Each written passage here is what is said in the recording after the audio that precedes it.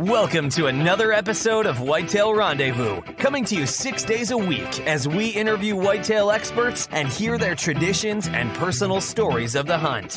Learn more about the latest gear, discover proven tips, and the latest strategies so you can make your next hunt a success. Now, here's your host, Bruce Hutchin.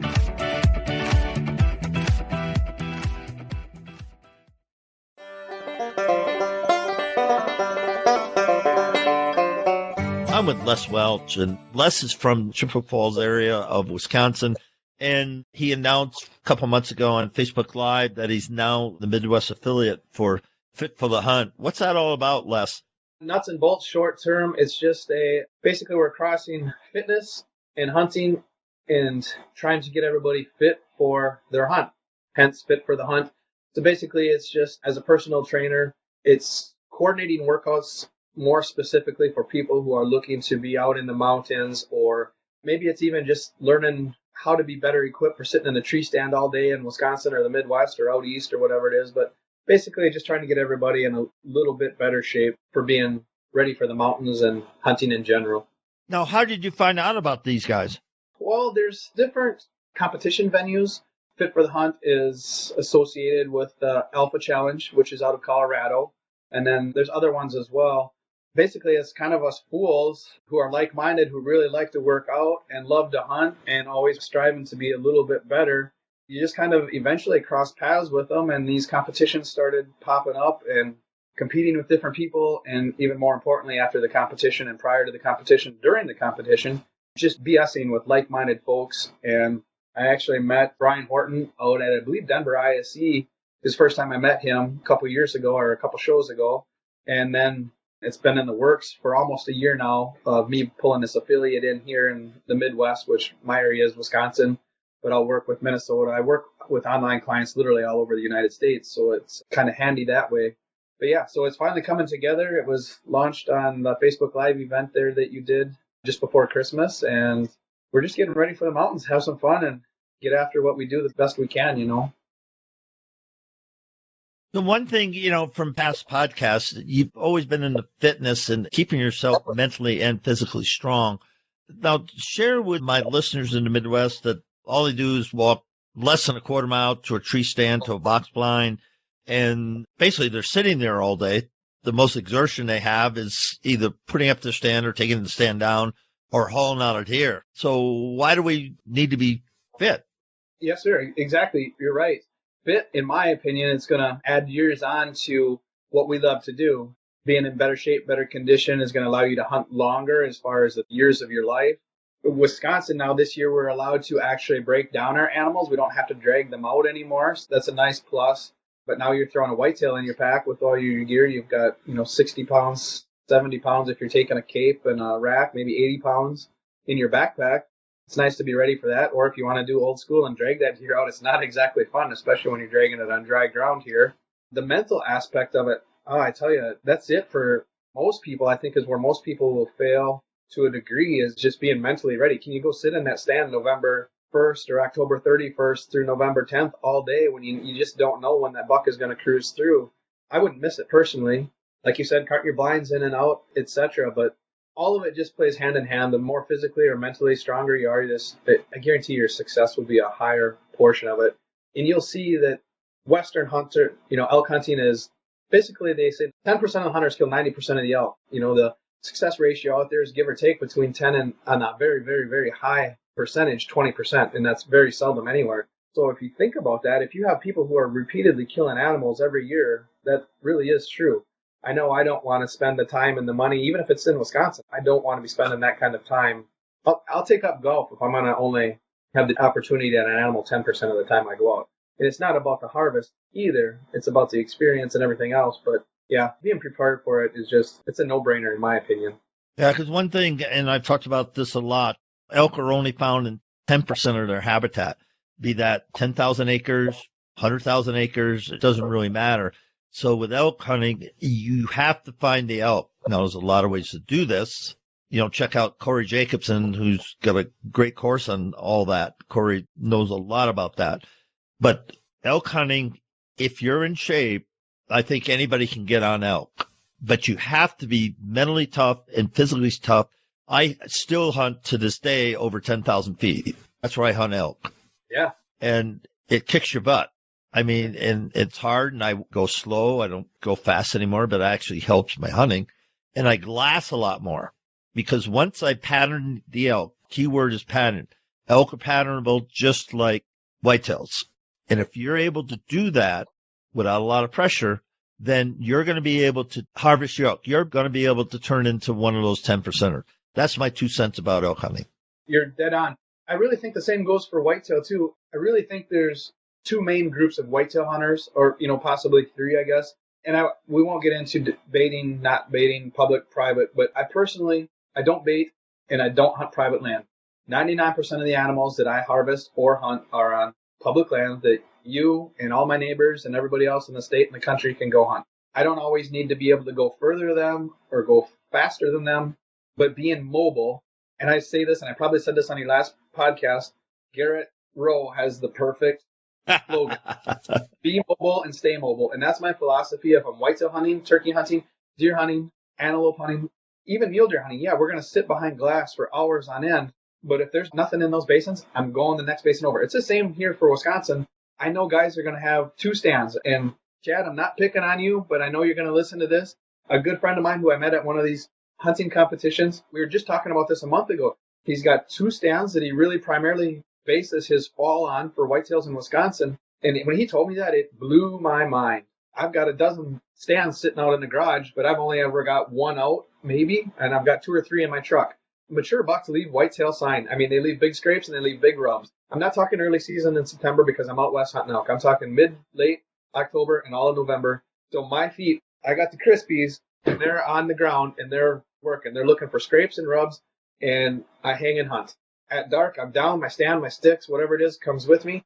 I might have another spot in mind the next morning. Midday, even if it's rut, if I don't have what I'm searching for, I'm off. I might put 4 or 5 miles on in between hunts during the day looking for what I'm looking for.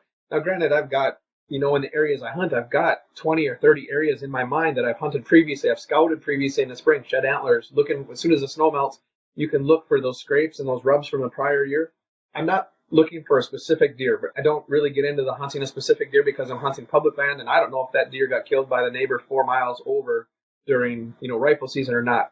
So I'm looking for a sign, and I know that bucks have core areas that are very common, like a walleye or a largemouth bass.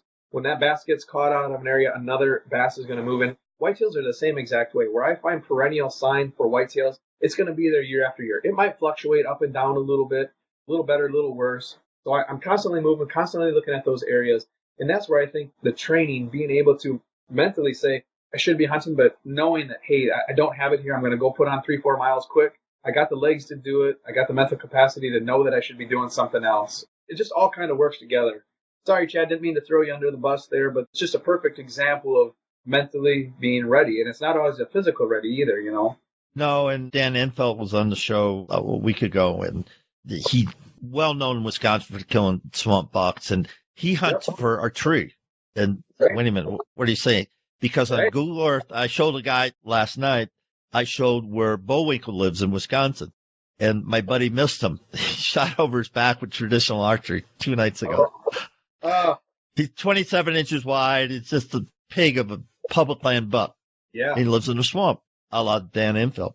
And so he shot over him. And so I know where he is. I know where he lives. And so I was showing my buddy, and he said, what's all those trails? I said, oh, those are deer trails. They've been there forever. And they'll continue to be there forever because it's swamp and just the way it is. Those deer trails are like caribou trails up north. Up in Canada, the caribou trails are there for hundreds of years. Well, these deer trails are here for hundreds of years. Why? Because that's where they live, that's where they feed, and they're creatures of habit. I mean, nobody's going to go in and get them out of the cattails. I mean, as soon as you step into the cattails, they know and they're out of there. But you can see patterns, you can see hubs, you can see the whole thing. And Dan Infelt hunts for trees. And once he finds the right tree, he told me he's got trees now he won't hunt anymore because he's killed so many deer out and the challenge is gone. It's a killing tree. Right. And everybody would go, and if you've ever seen Dan Infeld's deer on the side of his barn, you'll go, oh my goodness. He's killed some deer, and there's a lot of guys have killed as many deer as Dan, but Dan's just got it down to the science. Hunting swamp bucks. I digress, but the whole thing is that he looked for, just like Les said, he looks for the core areas. He looks for the perennial sign. And I love that word, what you said, perennial sign, because that's year after year after year. A big buck will take over another big buck's area if he leaves that area. He vacates it. So just like a bass, a big trout, I fly fish a trout, and I know the holding water. If I take a 24-inch trout, a big brown out of there, a hog of a brown out of a stream, within days, there'll be another trout in there. And that trout will stay there till a bigger trout comes along and kicks him out. That's just the way it works. So, folks, listen to what we're saying, because this is some of the keys that'll put you on some of the biggest bucks of your life. Your thoughts, Les? No, you're spot on, exactly. I know the viewers can't see it, or listeners can't see everything here, but of these bucks, and I got a wad downstairs, 5 of these have come from, I'm not as specific as Dan, but in an area, a core area of about a 300-yard circle. It's a hub, exactly, a big swamp, an edge, and a slash, and it just kind of, the sign moves from year to year. But I know, and this isn't Bayfield County where we don't have hardly any deer left. We have more wolves than deer, and that's literal. But I know if I go there, there's going to be some sign every year. It might be off a little bit here or there, however they're using that edge. But it's exactly right, the perennial sign. And I'll tell you, in my opinion, big bucks will make little sign. They'll make a little scrape. In fact, I've got one on film this year, a mature buck in Kansas making a scrape that Bambi could have made. It's like this big, but he did that with one paw and he kept going. But I've never seen a spike make a rub on an 8-inch tree. So when you start seeing big sign, that's what I look for. Big sign that's fresh, I hunt it, because I know a little buck is not making big sign. Now, what about horizontal rubs? Now, that popped on my radar for the first time. Been around. I Googled it. People have been talking about it for a long time. But where Bullwinkle lives, there's a horizontal rub. And my friend told me that he's only seen Bullwinkle rubbing on that. He hasn't seen any other deer. True, not true? What's your thoughts? The horizontal rub, we're seeing a lot. That's being publicized a lot more with Dan. And then the guys on THP here, the hunting public, are using that quite a bit. So it's getting more popular. I've never done it. I like the thoughts of it. And it's really, I was just watching an episode last night with it, and it really does intrigue me. My issue with it for me is I'm not stationary enough to do that. I don't usually hunt one stand more than 1 or 2 times a year, but maybe this will be that thing that slows me down a little bit. Maybe I put a couple, because I've got a couple of places in mind where I think that would really work, and then throw the camera up over it. And it's something I need to learn. It's definitely has its merit, and I need to understand it a little bit better. But the guys, like you're talking about, Dan and the THP guys, they're using it with really good success. So it's intriguing. They're building their own horizontal rubs, and I'm talking to the natural ones. You know, the natural ones, and I'm telling people, just hang a camera on it, and you may see the biggest buck in the area with a horizontal rub that's natural. Yep, and I've got pictures of them almost every year. I find them out west. The elk use them like crazy. Every year you find them. The first one I saw, I thought, what in the heck? And, I'm looking at it. Instead of looking up and down, you're looking left and right. He's got it rubbed for 10 feet, and it was really neat. And now on average, I'd say I find 1 to 2 every year like that. It's pretty neat. So the concept is there, just I haven't explored it like I need to yet. Yeah, and I don't know all the rationale between mature bucks doing it versus juveniles or, younger age class bucks, but it's intriguing. And Bill Winke's been talking about it, Realtree, Josh Honeycutt, blah, blah, blah, blah. I shouldn't say it like that. Really smart people, Tom Miranda. If you go to YouTube, you can see how to do it, where to do it, why to do it. And it's just something that's popped up on my radar screen from a buddy of mine in Missouri City. For the first time, he saw a living tree that was horizontal, just grew that way, and just rubbed the crap, and he killed a big buck. He killed a booner off it. Yeah, nice. Yeah, definitely it needs a little exploring. Yeah, it really does. Hey, let's talk about your 2018 season and how that all came together. Now, you had multiple trips, so let's just start off, trip 1 and work through where you are sitting on the couch today. Yeah. I'm trying to think of when we last talked. I believe I've been to Canada. I was to Canada bear hunting in the spring, went with some buddies. We had a good hunt, shot some bears up there, caught a lot of walleyes, ate a lot of walleyes. That was pretty awesome, and talked a lot of BS. You know how these hunts go when you're with good buddies. We were up there for about a week, Ontario, Signet Lake Outfitters, and that was really good. Then I did Ironman, Wisconsin here, and we had a bunch of turkey hunts too. We did film some turkeys. It was a little rougher year for turkeys. getting a little more particular too in how and where we hunt, but we did shoot some turkeys, got some on film.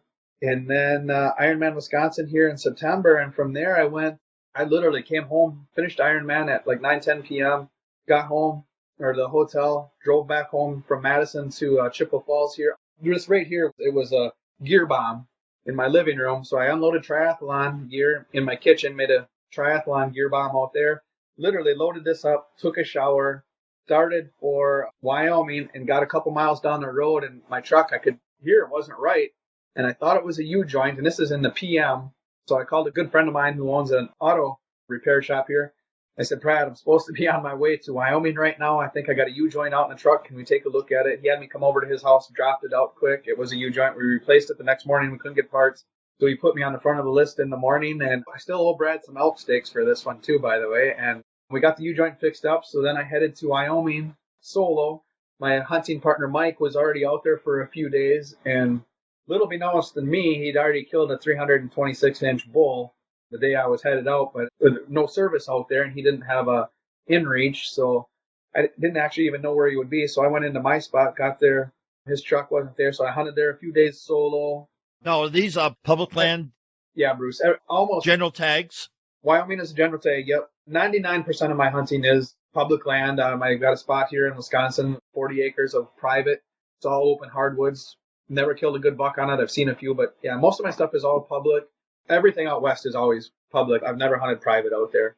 So yeah, all DIY, no outfitters. Use the quads for the horsepower and the backs and the shoulders, and sometimes a weak mind really gets it done. But yeah, so I got to Wyoming, spent like 3 days in an area that we had good luck in 2016, and the elk weren't there. There was a lot of people.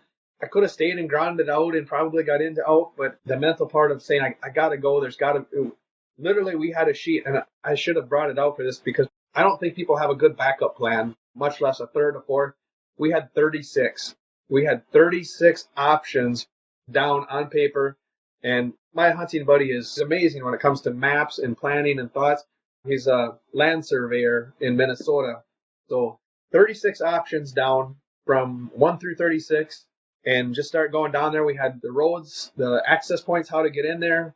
Had them color coded. Okay, red, yellow, orange, what's hot, what we thought looked hot. And this is all virtual scouting. This is not boots on the ground. The only spot we had boots on the ground is originally went to those first 3 days. And it was, I'm just going to say dead, and it was overrun with people. So I pulled it out, and I knew Mike was going to be kind of searching through probably those first top 5 spots. I mean, that's just logical. So I started heading that direction, and at whatever order it was, I found his vehicle at the 3rd spot. So I think it was on my day 4, I pulled in there and was setting camp up when he came walking from the stream bed about 2 hours later, holding a stringer of fish and a fly rod. And I was like, fly fishing in elk season, that doesn't add up. Unless there was a punch tag, and I kind of peeked in his truck just to see doing this in the window, and I didn't see no horns. So what are you doing fishing during elk season? He's like, can't go elk hunting if you don't have an elk tag. And underneath the tarp is, beautiful 326-inch 6-point bull. Solo DIY. Mike he's retiring in February, so he's a couple years older than I am. I don't know. This is his 15th or 16th year out there, and definitely not his biggest bull, but yeah, so he's got one on the ground, and we had a good time, good chat about that. And then it got really difficult after that. The elk were there. They were bugling. We were in elk, but only for a day. We ended up coming out. We day hunt in and out on this trip. We normally pack in for 7 to 10 days, only come back out when we need food. But this, we were only having to go in 3-4 miles to hunt. So that was a short enough walk that we'd hunt till dark and then come out. Yeah, we don't get out until 11, 12, 1 o'clock in the morning. But anyways, and that's my second night there, my first night of hunting, we come out. Mike hunted with me that day. And you could just see it wasn't right. It's a big camping spot where we were, and it's all lit up. There's 20, 30 vehicles and camps there, and then people are just driving out hunting other places. But there's no lights. And like I said, this is, whatever it is, 11 o'clock at night. And we get down there, and there's only 2 rigs left, and there's notes on our trucks, and our gear is gone, literally. Some friends we had made in camp we'd just met them. DNR warden had come in and evacuated the place out. There's a fire, I want to say it's 2.5 miles north of us. I don't remember, whatever it was. And so they evacuated people out. And so then Mike ended up going home then because he didn't have a tag anyways. So then I bumped further north and run into another fire, evacuated out of there. And then I come back south and went further south, and they had roads closed. I couldn't get into there. And so now I'm going down that 36 list sheet trying to find spots and just bombing in, day hunting in and out. And I had some encounters. I actually passed a couple of bulls, and it had a real nice encounter. And then I ended up going into another area September, I believe it was the 20th, 19th or 20th. I just went in to day hunt it and got into bulls and called the bull in at 11:30 and killed. And then I had a friend back here. I had a Garmin InReach and was keeping me posted on the fire situation. And when I got out that night, I got the elk broke down, and I brought out backstraps, skinners, and some scrap, got out to the truck, dumped it at midnight, and checked my InReach, and I had like 5 messages, and I knew something was up when I had that many. And so I messaged back. A new fire had started, and it was less than a mile north of where my elk lay right at that time. And there was like 40 hotspots had jumped up in the last 24 hours. The wind had got real bad, 30-mile-an-hour winds, and it was blowing embers, and there was something like 45 or 50 fires within a 10-mile circle of me. So then it just became a race, and this is where the conditioning turned out nice. I literally slept for about 3.5 hours, got packed, got Dennis's pack, and threw that on, headed in, and I made 3 loads out that day, 18 miles of hauling meat that day. So got my elk and really just got the hell out of there. It was getting pretty ugly. I got some great pictures and video footage. I mean, fires everywhere, smoke, haze, fog. All my gear smelled like fire, but it was an interesting hunt, hard hunt, but that's where the mental and physical, a lot of miles packing meat in a very short time, just coming off of an Ironman. So I was ready for it, but it was good. That was late September. I came back home. Don't believe I did anything. Hunted here a little bit. Yeah, filmed Hunter on a couple of hunts. And then I went to Kentucky. I did Ironman there. Same exact thing. Drove back from Kentucky. Dumped my crap in the kitchen, pulled my crap out of the living room, loaded the truck, went to Minneapolis, picked up a friend, and we drove to Idaho. We did our first rifle hunt out west ever. That's public land. We bought deer tags. Long story short, planned on buying elk tags, but they sold out the day I killed in Wyoming. And by the time I got service, they were out of the Idaho general tag, so I didn't get an elk tag. We ended up just buying deer tags. Didn't see a lot of deer. It was a tough hunt. That's where it was having good company. A lot of fun. BS'd a lot, so that was really good. But it was tough mentally not seeing deer. I'm used to being able to find animals, doesn't matter what it is. And I don't know mule deer hunting. This is only the second time I've ever deer hunted, and the first time I've ever really what I would consider, hunted mule deer. So it was a great learning experience. We were in Idaho, and I guess this is the lowest deer population they've had in a number of years out there with some bad winters and stuff. But we had a lot of fun. Did not fill a tag, which is kind of a thumper to me. It's not necessarily about a kill, but I like being good at what I do, especially when I take somebody new out there on a hunt. So that was not disappointing, a little different. And then came back, was here a little bit, did some hunting in Wisconsin, filmed Hunter shooting a couple of deer here. And then from here, went back to Kansas with my hunting partner, Mike. Had a good hunt there. We saw a lot of deer, filmed a lot of deer. I think 52 different bucks I saw in 7 days. Again, all public land. Met a couple of really good guys. Gosh, I don't even have their hat on right now, but the Head Hangers guys out of Kansas came and visited, and Garrett actually came from Heads Up Decoy, came and visited, so they helped us out a lot. Just kind of narrowed down areas for us to start searching in. And then literally we put 400 to 500 miles on the trucks, and literally probably 100-ish miles on each of our legs or more maybe, scouting, looking for the things that we talked about earlier in the podcast here. One thing I found out, a lot of predators out there, a lot of coyotes and bobcats, so I hope to make a trip out there, if not this winter, next for sure, to hunt them a little bit. Made some good friends out there. It's a hunt I'd like to do every year if possible. Came back here, literally got back the day before rifle season, jumped into a Wisconsin rifle hunt here, and we shot a few deer opening day. Actually shot my biggest rifle buck to date here. And then, I think we shot 5 deer and a coyote the first day, and then a couple more deer throughout the season. And I don't know, we're still kind of chasing them around here a little bit. Cameras are being pretty quiet right now. Those deer are pretty scared. You know how the deer are in Wisconsin once they get chased around by a couple 100,000 people, literally. So still watching the cameras a little bit. I'll get out here, maybe get down to Minnesota a little bit, and we'll see how it goes. But show season starting up next month. I'll start traveling a lot, being at a lot of the different shows, so that'll pretty much wind up the season. I got a lot of the recap is on Rock Slide called Another Season. I've been doing that thread on there for a few years. So that's got kind of recaps the whole fall. You can see the different animals we've harvested and just the different reviews I've done, different things that we've talked about and laughed about and bled over, so to speak. Thanks for that recap. And folks, listeners, if you plan not just your hunt, but hunting multiple states, it isn't, it takes time to drive there, but it isn't as expensive as you might think.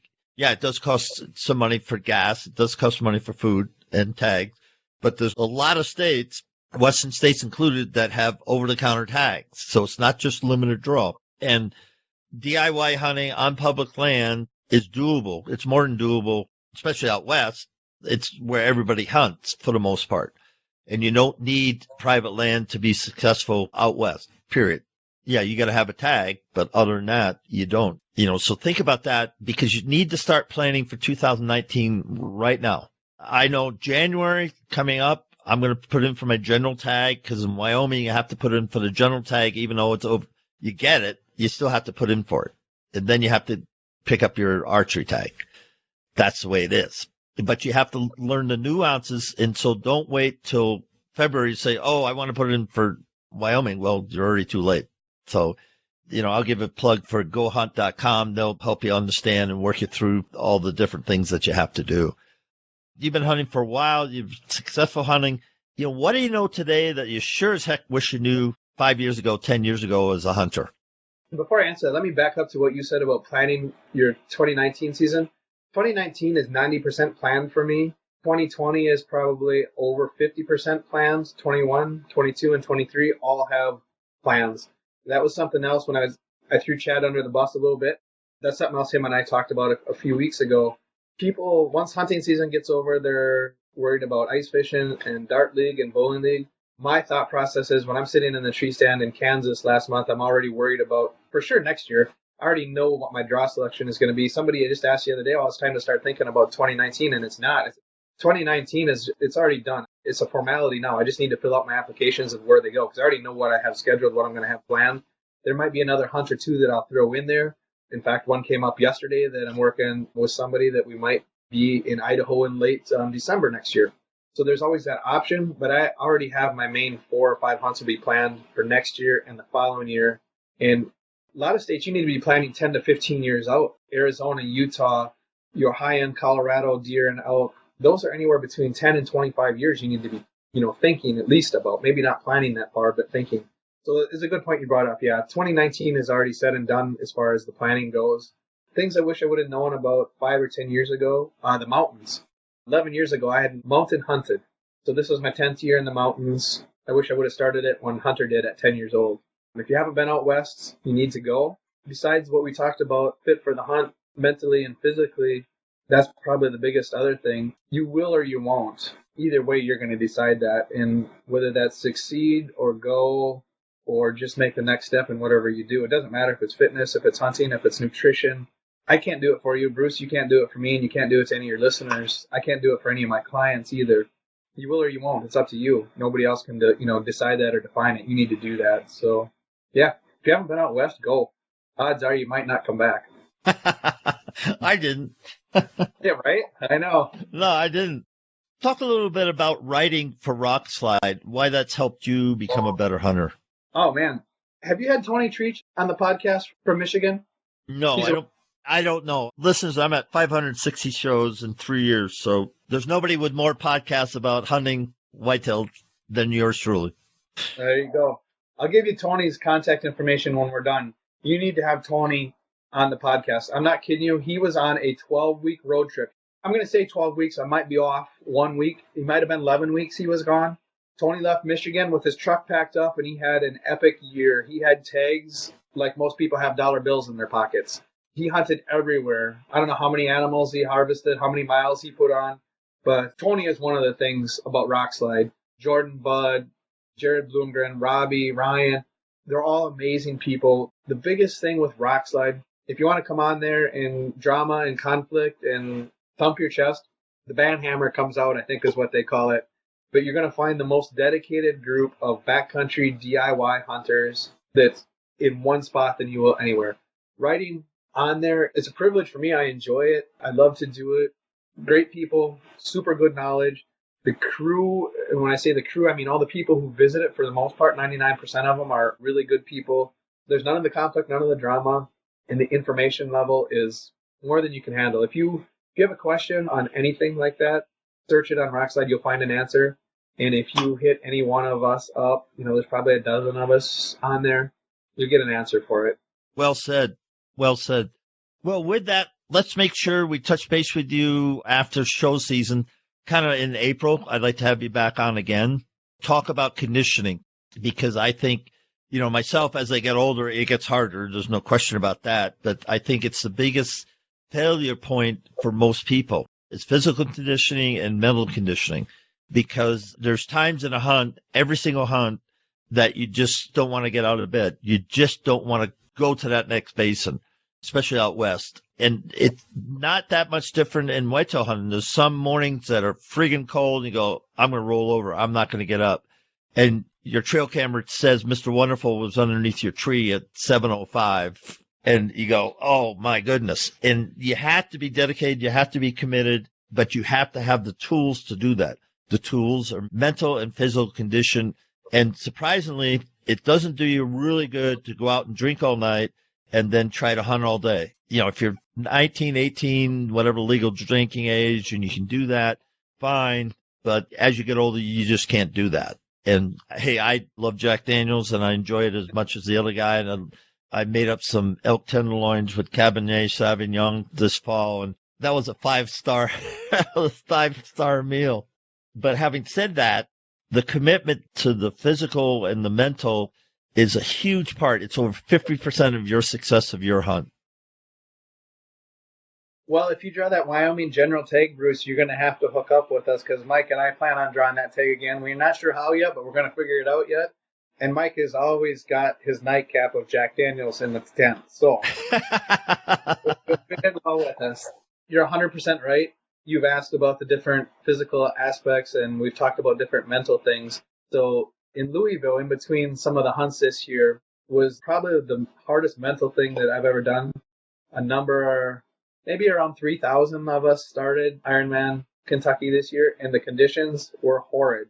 Rain the entire day, upper 30s and low 40s temperature, and then you try to ride a bike for 6 or 7 hours and then do a 5 or 6 hour marathon. Literally, to my knowledge, I think it was the highest DNF rate of any race.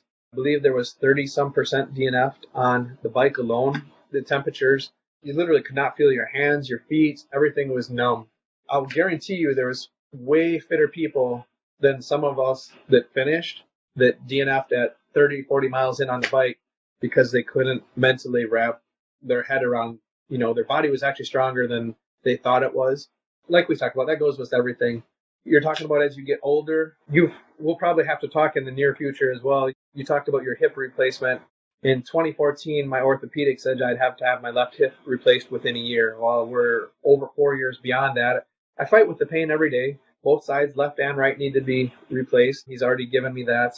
So working around that, but even with those limitations, I can go in the mountains now and go further than I ever have. I'm in the best physical and mental shape probably of my life. And that's, at 44 years old almost. Mike, my hunting partner, he's, like I said, he's retiring in February. And he's not a hindrance in the mountains at all. Anybody else that I hunt with, he'll keep up with. I mean, he'll push 30-year-old guys. That's just the way it is. So, yeah, it's at least 50%, like you said, no question. And definitely when April turkeys come around, that time frame, show season is over, bear hunting starts. Anytime, I always enjoy talking with you on the podcast. It's good fun. Well, and with that, Les, thank you so much, and have a great show season, and I can't wait to connect again. Thanks for joining us. Be sure to tune in tomorrow for another episode of Whitetail Rendezvous, where you can listen and learn from the experts so you can be more successful on your next hunt. Until next time, listen, learn, and succeed.